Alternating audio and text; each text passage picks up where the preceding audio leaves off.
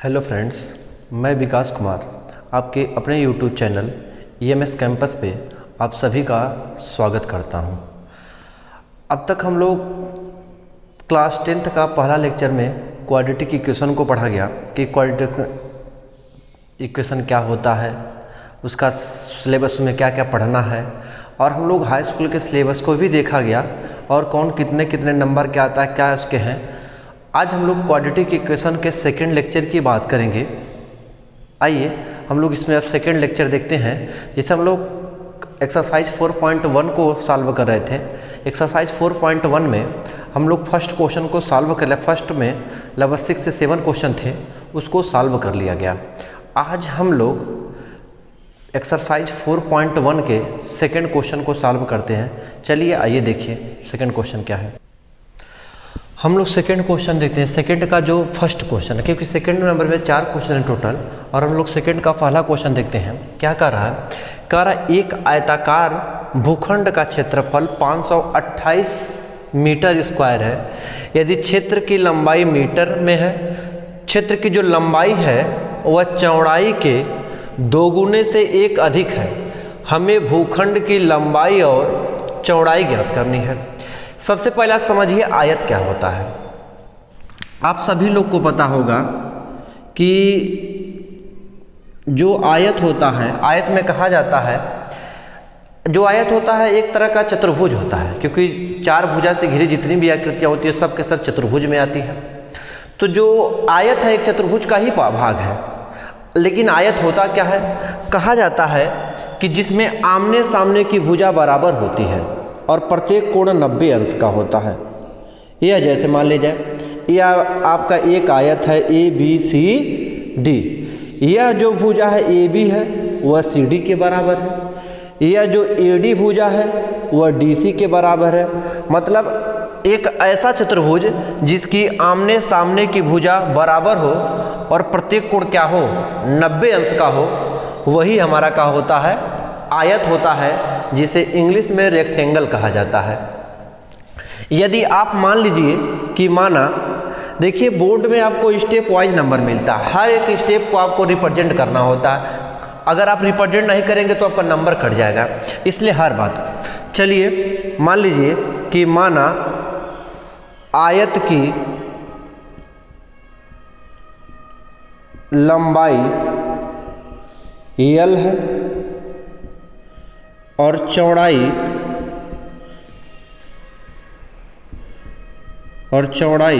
मान लीजिए B है। यह मान लीजिए आप, यह आयत की लंबाई और यह चौड़ाई। और क्वेश्चन में बोला है कि जो आयत की लंबाई है वह चौड़ाई के 2 गुने से 1 अधिक है। आप लंबाई को ना मानिए, केवल चौड़ाई को ही मान लीजिए। माना आयत की जो चौड़ाई है वो आप B मान लीजिए, लंबाई को ना मानिए, केवल चौड़ाई ही मानिए। ज़्यादा प्रॉब्लम किसी को हो तो x मान ले, x मान ले, चौड़ाई को मान ले कि आयत की जो चौड़ाई है वह क्या है? x है। अब लंबाई कैसे निकलेगा?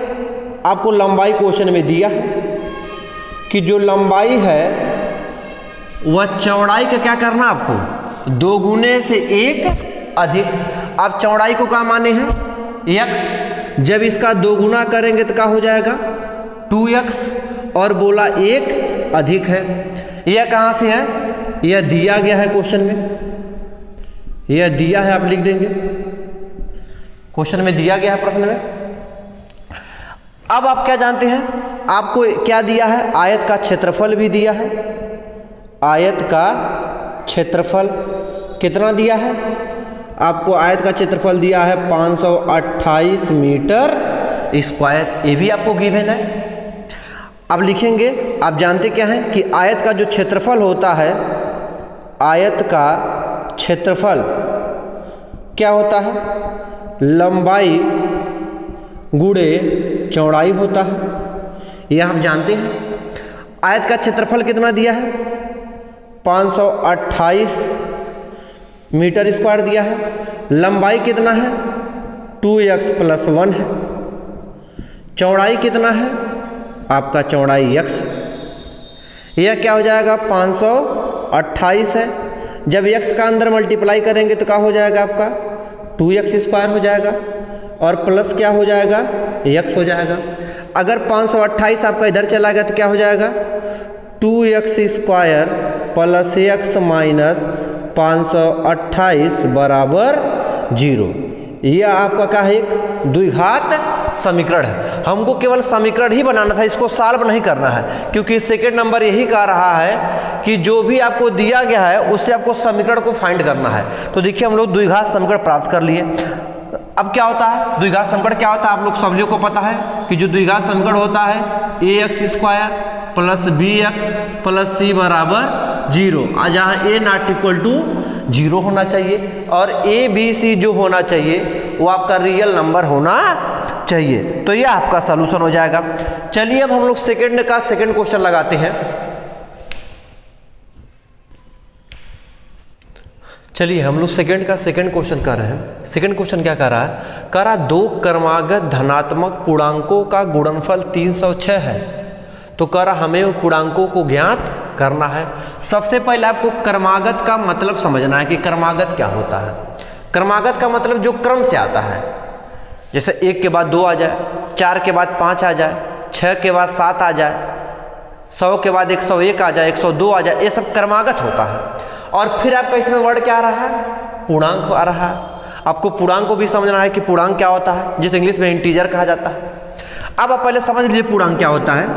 पूर्णांक का मतलब होता है बेटा, ये आपका 0 है, इधर +1 होता है, यह +2 होता है, यह +3 होता है, यह -1 होता है, -2 होता है, -3, यह सब पूर्णांक है। ऐसा नहीं कि 1.1 आएगा पूर्णांक हो जाएगा, 1/2 आएगा पूर्णांक हो जाएगा, वो पूर्णांक नहीं है, इंटीजर नहीं है। इंटीजर का मतलब होता है जो 1 हो, 2 हो, 3 हो, 4 हो, 5 हो, -1 हो, -3 हो, मतलब दशमलव वाली संख्या पूर्णांक नहीं होती है। भिन्न में हो वो पूर्णांक नहीं है। पूर्णांक का मतलब एक संख्या कोई 1 हो, 2 हो, 3 हो, 6 हो, 8 हो, 500 हो, यह सब पूर्णांक है। लेकिन यहाँ पर हमको केवल धनात्मक पूर्णांक की बात कर रहा है, मतलब इधर धनात्मक पूर्णांक की बात कर रहा है। पूर्णांक समझ गए होंगे आप लोग, क्रमागत भी समझ गए होंगे। चलिए अब हम लोग सबसे पहले आप मान लीजिए दो कोई क्रमागत मान लीजिए। जैसे अगर आप 1 के बाद कहेंगे तो क्रमागत 2 आएगा, 4 के बाद कहेंगे 5 आएगा। लेकिन कौन सा क्रमागत हमको पता नहीं है कि 4 है कि 5 है, 100 है कि 101 है, इसलिए हम लोग x मान लेते हैं कि माना। सबसे पहले आप लिखेंगे हल, मान लेंगे कि माना 2 क्रमागत धनात्मक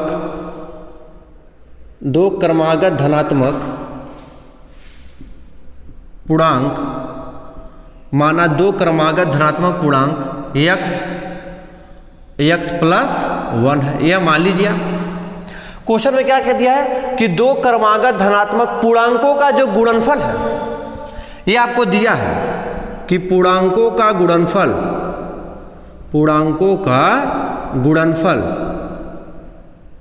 ये जो पूर्णांकों का गुणनफल है वह 306 के इक्वल है, यह आपको दिया हुआ है। अब पूर्णांक क्या क्या माने हैं, एक आप x माने हैं और दूसरा क्या माने हैं x +1, इक्वल टू क्या है आपका 306 है। x का जब मल्टीप्लाई करेंगे तो क्या हो जाएगा x² प्लस क्या हो जाएगा x हो जाएगा और ये आपका 306 हो जाएगा। इधर आएगा तो क्या हो जाएगा आपका यह x² प्लस x माइनस 6 बराबर 0। ये आपका सॉल्यूशन हो गया, क्योंकि आपको बस इक्वेशन ही बनाना था। चलिए आइए अब हम लोग नेक्स्ट क्वेश्चन देखते हैं। हम लोग अब सेकंड का थर्ड क्वेश्चन देखते हैं।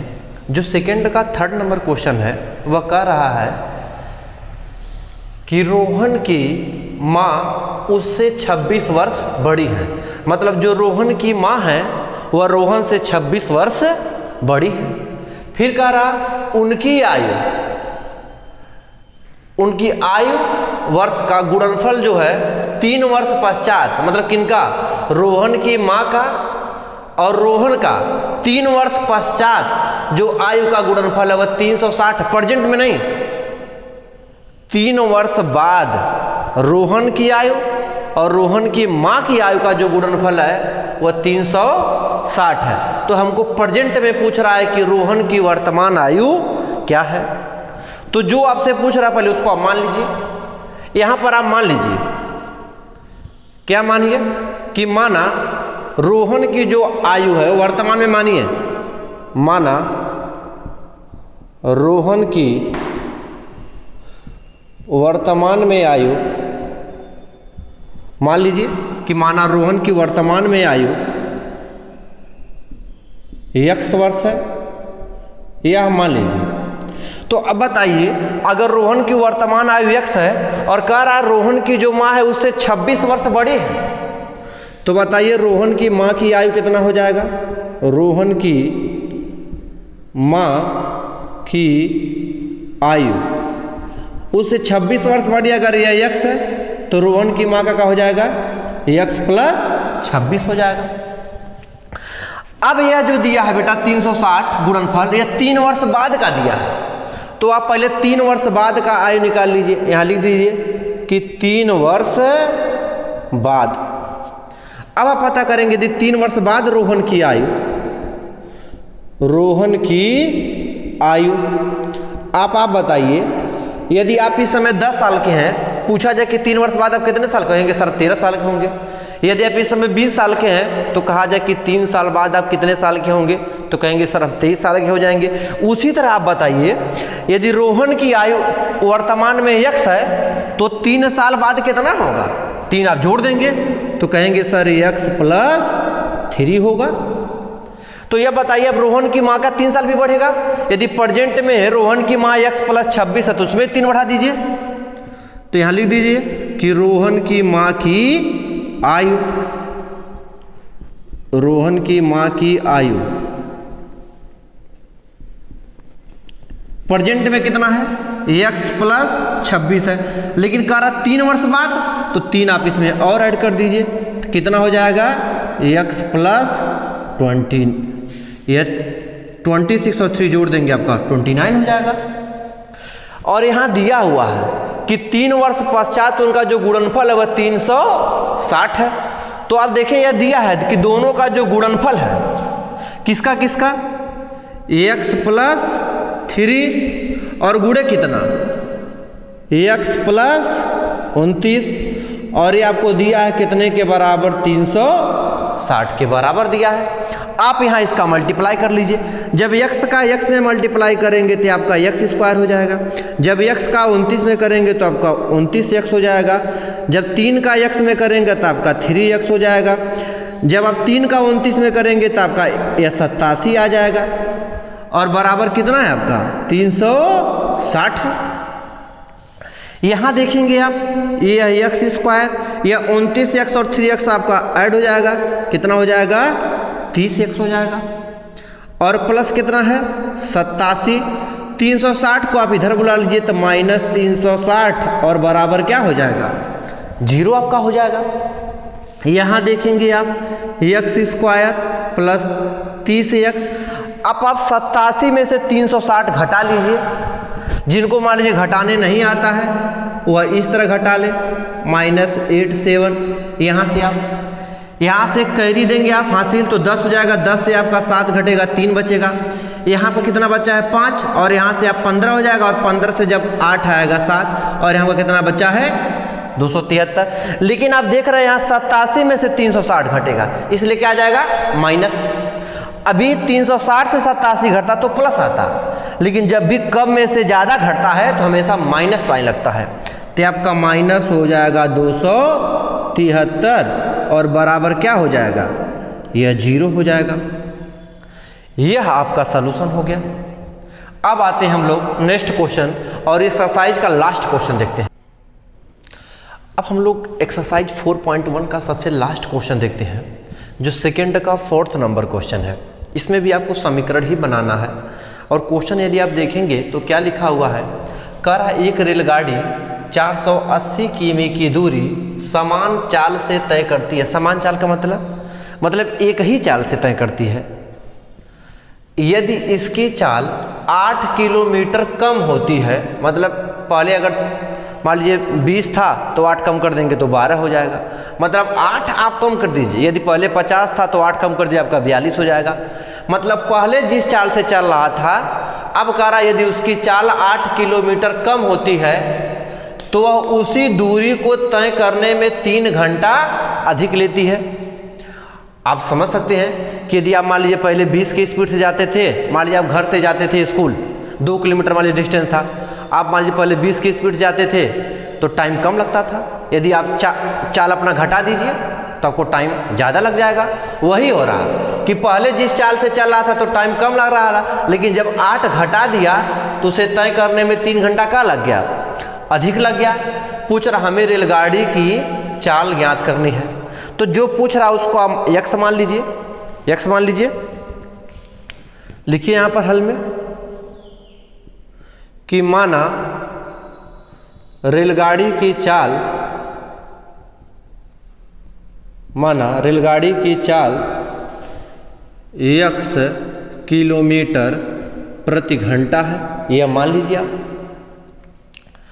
रेलगाड़ी की चाल आप x मान लिए। अब बताइए दूरी दिया है आपको,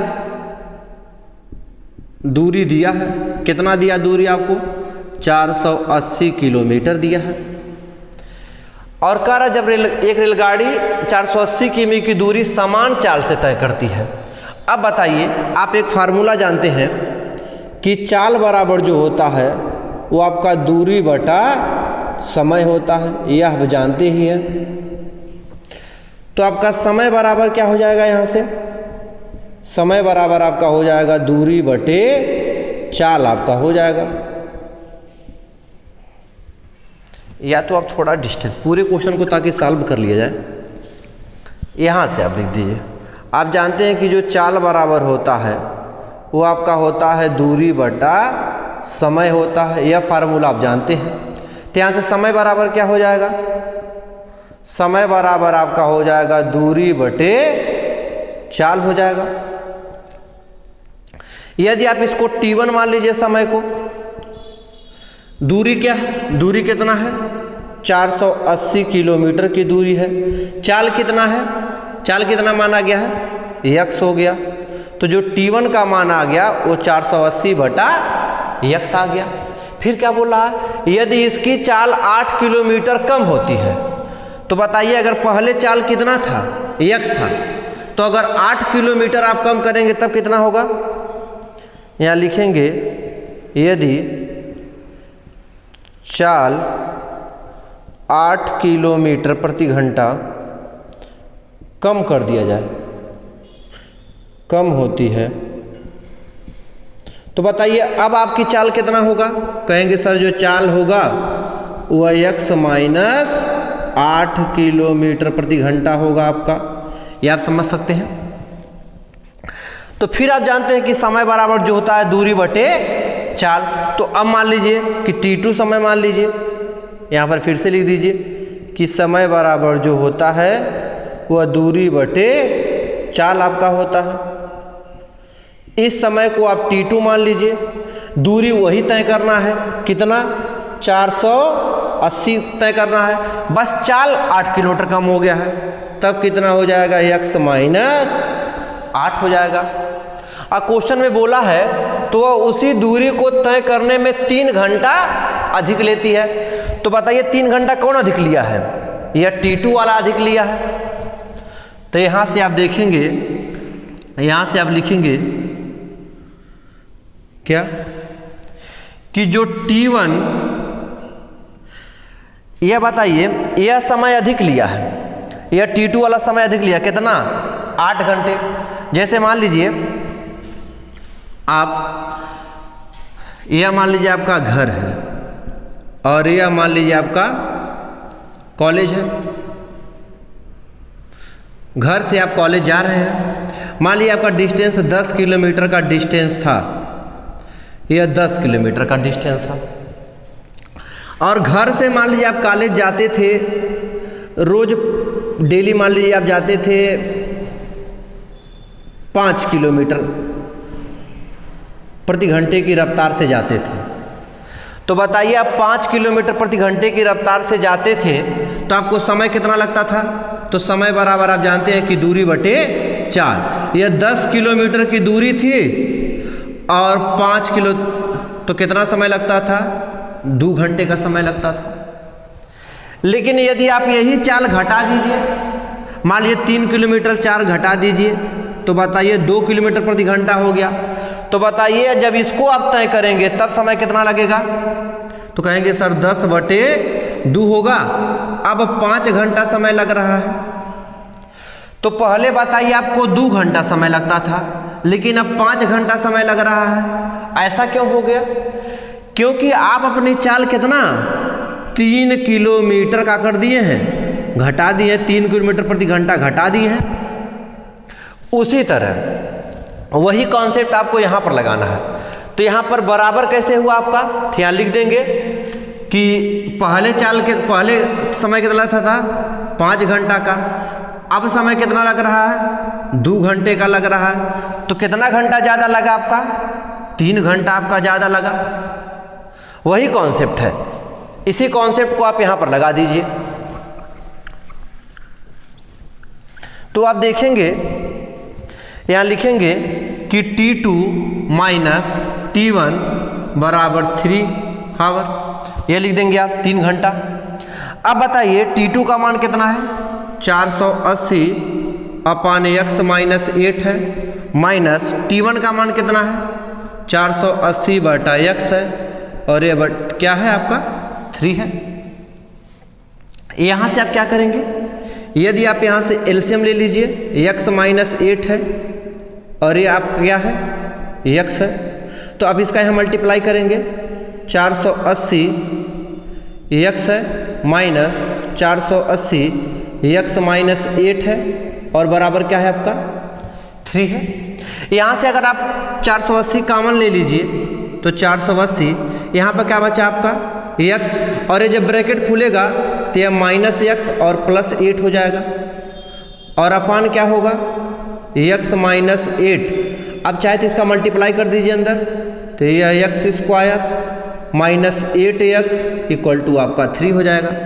ये आपका x से x क्या हो जाएगा? आपका कैंसिल हो जाएगा। क्या बचा यहाँ पर? 480 गुणे 8 अपान x square minus 8x equal to 3 है। चाहे तो आप यहाँ से कैंसिल कर दीजिए 3 से, 3 एकड़ नम 3 होगा, यहाँ कैरी बचेगा, 3 × 18 160 हो जाएगा। यहाँ पर आपका 1 समझिए बचेगा। अब यहाँ पर कितना हो गया? 160 गुणे 8, यहाँ गुणा करेंगे तो क्या हो जाएगा आपका? x स्क्वायर माइनस 8x हो जाएगा।